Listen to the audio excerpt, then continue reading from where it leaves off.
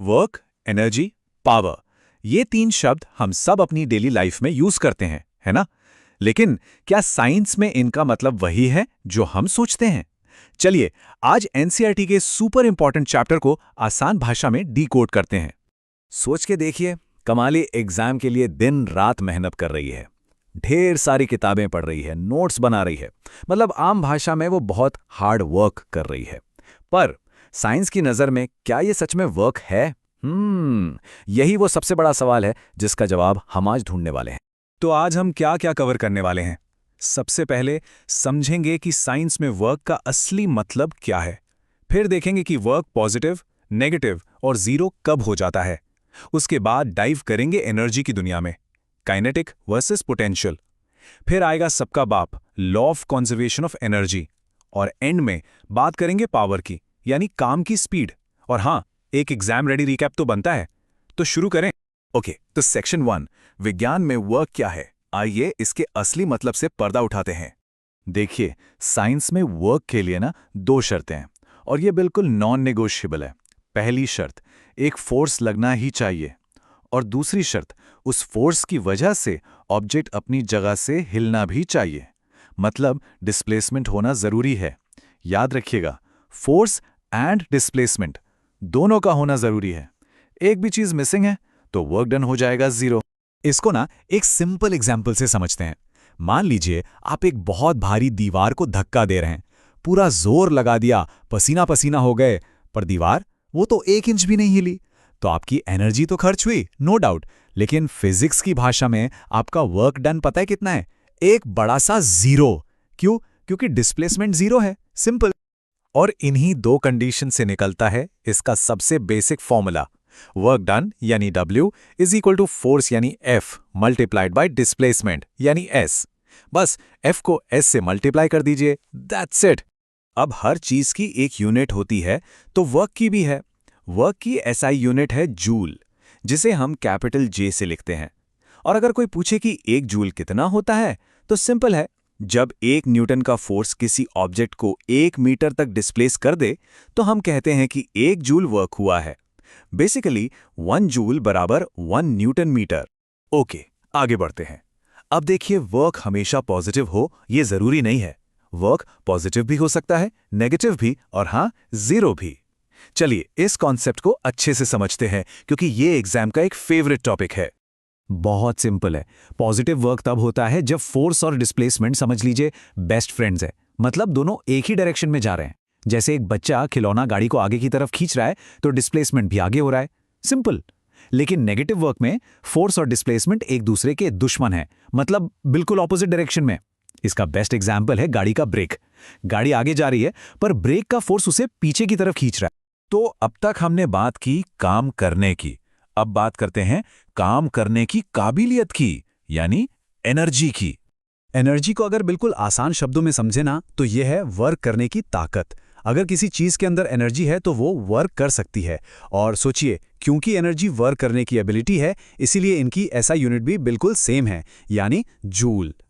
Mechanical energy के ना 2 main hero हैं। पहला है काइनेटिक एनर्जी, यह है मोशन की एनर्जी, मतलब जो भी चीज चल रही है उसमें काइनेटिक एनर्जी है, जैसे एक तेज चलती हुई कार या बहता हुआ पानी। और इसका फॉर्मूला अपने दिमाग में प्रिंट कर लीजिए, ½ mv²। अब दूसरा हीरो है पोटेंशियल एनर्जी। यह है स्टोर्ड एनर्जी, जो किसी ऑब्जेक्ट की पोजीशन या उसके शेप की वजह से होती है, जैसे खींचा हुआ धनुष या डैम में रोका हुआ पानी। और इसका फॉर्मूला है mgh। अब हम आ गए हैं फिजिक्स के एक ऐसे नियम पर जो शायद सबसे जरूरी है। इसे कहते हैं law of conservation of energy, यानी ऊर्जा का अमर नियम। और ये नियम कहता क्या है? बहुत सिंपल सी, लेकिन बहुत गहरी बात। ये कहता है कि एनर्जी को ना तो आप बना सकते हैं और ना ही मिटा सकते हैं। एनर्जी को बस एक फॉर्म से दूसरे फॉर्म में बदला जा सकता है, बस। टोटल एनर्जी हमेशा हमेशा कांस्टेंट रहती है। इसका सबसे क्लासिक एग्जाम्पल है एक नीचे गिरती हुई बॉल। सोचिए, जब बॉल बिल्कुल ऊपर है, रुकी हुई, तो उसमें सारी की सारी एनर्जी है पोटेंशियल एनर्जी।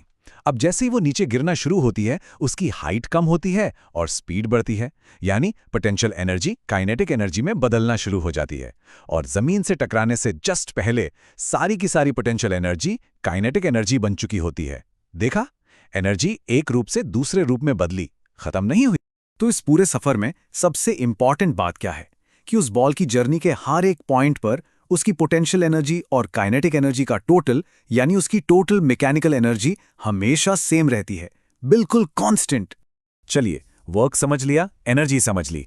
अब इस चैप्टर के आखिरी लेकिन बहुत इंपॉर्टेंट कॉन्सेप्ट पर चलते हैं, पावर। आखिर पावर क्या है? सिंपल, काम कितनी तेजी से हो रहा है ये पावर बताता है। पावर का फॉर्मूला इसके कॉन्सेप्ट जितना ही सिंपल है। पावर यानी P is equal to work done W divided by time taken T, मतलब P is equal to W by T। इसका मतलब क्या हुआ कि अगर आप कम टाइम में ज्यादा काम करते हैं तो आपकी पावर ज्यादा है। और पावर की SI यूनिट वो है वॉट। हाँ, वही वॉट जो आप अपने घर के बल्ब पर लिखा देखते हैं। और 1 वॉट का मतलब क्या होता है? 1 वॉट का मतलब है 1 जूल काम हर 1 सेकंड में। इस एग्जाम्पल से पावर का कॉन्सेप्ट बिल्कुल क्रिस्टल क्लियर हो जाएगा। यहां 2 लड़कियां हैं और दोनों ने बिल्कुल सेम काम किया है, मतलब वर्क डन बराबर है। फर्क कहां है? टाइम में। लड़की ए ने वही काम 20 सेकंड में कर दिया, जबकि लड़की बी ने 50 सेकंड लिए। तो पावर किसकी ज्यादा हुई? ऑफ कोर्स लड़की ए की, क्योंकि उसने काम तेजी से किया। याद रखिए, same work less time more power. तो इसके साथ हमने इस चैप्टर के सारे मेन कॉन्सेप्ट्स कवर कर लिए हैं। पर रुकिए, अभी जाना नहीं है। अब वक्त है एक क्विक रैपिड फायर रिवीजन का, जो आपके एग्जाम से आए पहले बहुत काम आने वाला है। ये लीजिए, ये है आपका स्क्रीनशॉट मोमेंट। इस चैप्टर के सारे इंपॉर्टेंट फॉर्मूलाज और उनकी SI यूनिट्स सब एक जगह पर। इसे अभी के अभी नोट कर लीजिए, एग्जाम में इससे बेहतर चीट शीट नहीं मिलेगी। और हाँ, आखिर में कुछ ऐसी कॉमन गलतियां जिनमें अक्सर स्टूडेंट्स फंस जाते हैं। सबसे पहला, किनेटिक एनर्जी के फॉर्मूला में वेलोसिटी का स्क्वायर करना भूल जाते हैं, ये मत करना। दूसरा, यूनिट्स न्यूमेरिकल्स में हमेशा किलोमीटर्स पर आवर को मीटर्स पर सेकंड में कन्वर्ट करना जरूरी है। और तीसरा, सबसे इंपॉर्टेंट, सवाल को ध्यान से 2 बार पढ़ो। इन छोटी छोटी गलतियों से बच गए ना तो फुल मार्क्स पक्के हैं।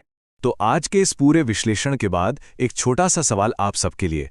अब जब आप वर्क, एनर्जी और पावर के पीछे की साइंस को इतना गहराई से समझ चुके हैं, तो बस 1 मिनट के लिए अपने आसपास देखिए और सोचिए, अभी इसी पल आपके आसपास एनर्जी एक फॉर्म से दूसरे फॉर्म में कहां-कहां बदल रही है। इसके बारे में जरूर सोचना। सोचते रहिए और हाँ, सीखते रहिए।